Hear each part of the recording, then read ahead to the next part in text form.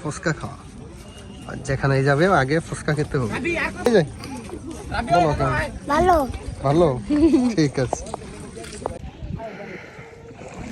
গত বছর আসছিলাম, আবার এই বছর আসলাম। এই যে কেশরীটা, এই জায়গায় হচ্ছে আমরা হুডুলা একটা নৌকা নিচ্ছি। ওই একটা এরিয়া আছে, জাস্ট ওই জায়গাটুকু পর্যন্ত যায়, ওনারা 200 টাকা করে নেয়। আর যেহেতু আজকেই ঈদের ছুটির লাস্ট দিন, প্রচুর লোকজন আছে তার জন্য। আর ওনাদের মূলত ইনকামটা এই ঈদের কয়দিনই, পরে তো নর্মালি লোকজন কম থাকে, শুক্রবার ছাড়া তেমন লোক আসে না, ওইটাই হিসাব। তো এই হিসাবে একদম যে বেশি নেয় তা বলা যাবে না, কারণ সারা বছর ওনারা খুব বেশি একটা ইনকাম করার সুযোগ থাকে না। ওকে, ফাহাদ নুসাইফা তো খাওয়া নিয়ে ব্যস্ত। আকুয়া বিলাস হচ্ছে অবস্থা। আমরা প্রায় কাছাকাছি।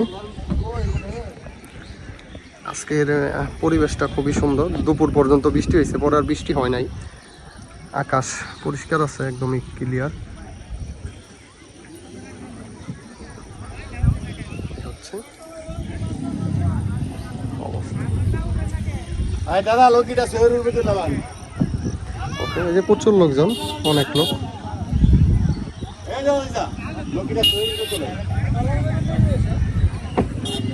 এই হচ্ছে আমাদের নৌকা ভ্রমণ শেষে এখন ওরা ফুচকা চটপটি খাবে, তার জন্য দাঁড়াইছে এই জায়গায়। ভ্রাম্যমান দোকান থেকে খাবে। পানি এখনো আসে নাই, পানি একবারেই কম। পানি কম থাকার কারণে নৌকাগুলো এদিক থেকে এই পাশ থেকে ওই পাশ যাইতে পারে না, তার জন্য। তবে কেশরীটার এই বট গাছের এই সৌন্দর্যটাই অন্যরকম।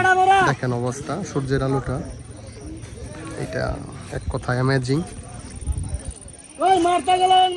এই হচ্ছে আকাশ, মেঘ, সাদা মেঘ।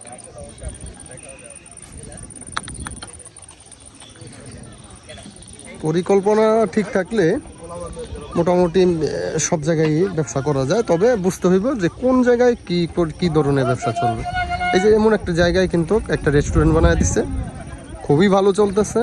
বিশেষ করে এইসব ভ্যাকেশনের সময় তো প্রচুর লোক, আর হচ্ছে এমনিতে শুক্র শনিবারে ভালোই থাকে। ফুচকা খাওয়া, আর যেখানে যাবে আগে ফুচকা খেতে হবে। ভ্রাম্যমান দোকান থেকে, অস্থায়ী দোকান থেকে ফুচকা দেখতে যেমন তেমন, খাইতে টেস্ট কিন্তু ভালো না। ফাহাদ, ফাহাদ টেস্ট কেমন বলো? মজা? এদিক চাও, এদিক চাও বলো।